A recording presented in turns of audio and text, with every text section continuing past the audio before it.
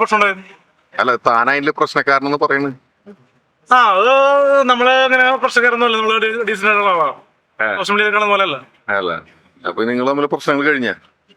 പ്രശ്നം കഴിഞ്ഞാൽ ചോദിച്ചാൽ പുള്ളി ആവശ്യമില്ലാത്ത കോൺട്രവേഴ്സി ഉണ്ടാക്കാൻ വേണ്ടി നോക്കുന്നുണ്ട്. കാരണം അത് ബിഗ് ബോസിൽ കയറാൻ വേണ്ടിയുള്ള തന്ത്രങ്ങളാണ്. ശരിയാ. ബിഗ് ബോസിൽ അപ്പൊ നിങ്ങൾ വിളിക്കാനും വൈകില്ല. കാരണം പുള്ളിയും പല പല ഇരിക്കുന്നു, നമ്മളും പല പല ഡീഗ്രേഡിങ്ങും പലരും ചെയ്യുന്നുണ്ട്. കയറിയില്ലെങ്കിലും ഇപ്പൊ ഞങ്ങൾക്ക് രണ്ടുപേർക്ക് വേണമെങ്കിൽ ആറട്ടുണ്ടായാലും അലിൻ ജോസ് പെരേരൊക്കെ ആണെങ്കിൽ നല്ല രീതിയിൽ പ്രശസ്തി ഉണ്ട്. ഡെയിലി ഫോൺ കോൾസ് 100 ഇപ്പൊ വന്നു കഴിഞ്ഞു തിയേറ്ററിൽ തന്നെ.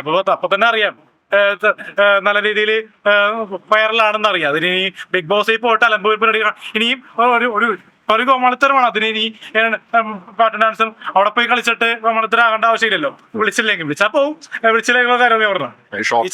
ഷോർട്ട് ഫിലിമിനെ പറ്റിയിട്ട്? ഷോർട്ട് ഫിലിം നമ്മുടെ നേരുന്ന ഷോർട്ട് ഫിലിം ചെയ്തിരുന്നു. അത് ഒരു ചെറിയൊരു ഷോർട്ട് ഫിലിമാണ്. അതിൽ ഒരു ചെറിയ ക്യാരക്ടർ ഉണ്ട്. പിന്നെ വലിയ ക്യാരക്ടറായിട്ട് ഹീറോ പരിവേഷം ഉള്ളത് ബ്ലഡി നൈറ്റിലാണ്. ആറാട്ടണ്ണ ഒരു ക്യാമിയോ അപ്പിയറൻസ് ആണ്. ഒരു ഇന്റിമസി ഉള്ള സെക്സ് റിലേറ്റഡ് ആയിട്ടുള്ള സീക്വൻസ് ആറാട്ടണ്ണ ബ്ലഡി നൈറ്റിൽ ചെയ്തിട്ടുണ്ട്. അപ്പൊ എനിക്കൊരു ഹീറോ പരിവേഷമുള്ള ഒരു മൊയ്നിയുള്ള ക്യാരക്ടറാണ്. ഒരു ഹോട്ടൽ റൂം ബോയ് ആയിട്ടുള്ള ക്യാരക്ടറാണ് മൊയ്നികളുണ്ട്. അതാണ്. അപ്പൊ അടുത്ത പടത്തിന് നമുക്ക് കാണാം. വന്ന ആളാണ്.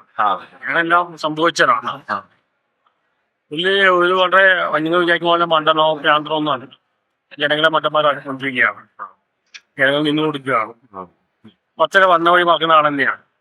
ഇവിടെ കൊണ്ടുവന്ന ആൾക്കാരെ പുള്ളി മറക്കുന്നതാണ്. പക്വതയുണ്ട്. എന്നെ അങ്ങനെ മടക്കാറില്ല. കാരണം എന്റെ മറ്റു കാര്യം ഉപയോഗിക്കാറില്ല. ആളുകൾ മണ്ടന്മാരൊക്കെ പുള്ളിയുടെ മെയിൻ വരാട്ടി. ആളുകൾ നിന്ന് കൊടുക്കുകയാണ്.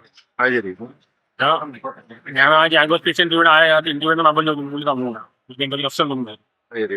ആളിപ്പോ ഭാവിയിൽ വലിയ ആക്ടറാക്കിയാണ് നമ്മൾ മൈൻഡ് ചെയ്യാൻ പോകുന്നത്. അപ്പൊ നിങ്ങൾ തമ്മിൽ അത്രയും ഈഗോ ആയി? ഈഗോ എന്നല്ല, പുള്ളി അങ്ങനെ സ്വഭാവം അങ്ങനെയാണ്. പുള്ളികളൊക്കെ മെസ്സാഗ് വേണ്ടി മനസ്സിലായി വന്ന വഴി മറക്കുന്ന ആളാണ്. ആളിപ്പോ വലിയ നടനായി തോന്നുന്നുണ്ടോ? വരുമ്പോ നമ്മളൊന്നും പറയാറുണ്ട്. അത്രയാണ് വലിയ നടനാക്കിയാൽ നമ്മുടെ മൈൻഡ് ചെയ്യാൻ പോകുന്നത്. ഈ ആറാട്ടെണ്ണം എന്ന് പറഞ്ഞ TV റിവ്യൂവിൽ മാത്രമേ ഇപ്പോ ഒരു കാര്യം പ്ലാൻ ഉണ്ടാവും. ചേട്ടാ എല്ലാം പ്ലാനിലാണ്. ഞാൻ ഓരോ വാക്ക് പറയുന്ന പോലും പോകാൻ വേണ്ടി മറ്റേ എല്ലാം ചെയ്യുന്നതാണ്. ശരിക്കും പറഞ്ഞാൽ ആളുകൾ പൊട്ടന്മാരായിട്ടാണ്. അവൻ പുറത്തുനിന്നാണ്. ആളുകൾ ഡാൻസ് കളിച്ച് പാട്ട് പാടിയാലും വൈറലാൻ വേണ്ടിയാണ്.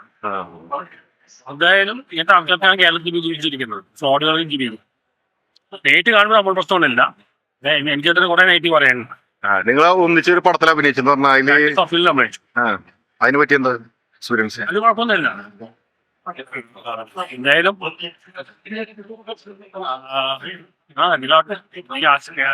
പേഴ്സണലായിട്ട് സ്നേഹം ഉണ്ടോ നിങ്ങൾക്ക്? പേഴ്സണലായിട്ട് അവരുടെ അടുത്ത് സ്നേഹം ഉണ്ടോ നിങ്ങൾക്ക്? ആദ്യം ഉണ്ടായിരുന്നു. ഭാവമാണ് വിചാരിച്ചത്. പിന്നീട് മനസ്സിലായ ആ ഭാവമായിട്ട് അഭിനയിക്കുകയാണ്. അങ്ങനെ ഭാവമായിട്ട് ഇത് തോന്നിയിട്ടുണ്ടോ? ഒരുപാട് പേര് എന്നെ കുറ്റം പറയും. എന്തിനാ പ്രൊമോട്ട് ചെയ്യുന്നത് ചോദിച്ചു. എനിക്കൊരു അബദ്ധം പറ്റി.